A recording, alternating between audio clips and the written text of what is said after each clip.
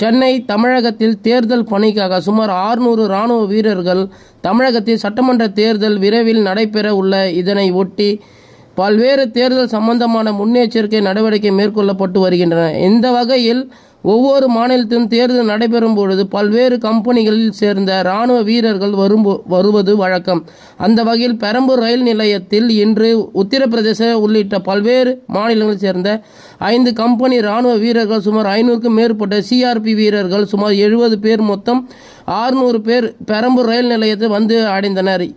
இவர்களின் 2 கம்பெனிகள் வீரர்கள் ஆவடிக்கு, 2 கம்பெனி வீரர்கள் தாம்பரத்திற்கும், 1 கம்பெனி வீரர்கள் திருவள்ளூர் மற்றும் சென்னைக்கு அனுப்பி வைக்கப்பட்டது. தேர்தல் தேதி அறிவிக்கப்பட்ட பின்பு மேலும் பல்வேறு கம்பெனியை சேர்ந்த இராணுவ வீரர்கள் சென்னைக்கு வந்து அவர்கள் அந்த பகுதியில் உள்ள அனுப்பி வைக்கப்படுவார்கள் என அதிகாரிகள் தரப்பில் தெரிவிக்கப்பட்டுள்ளது.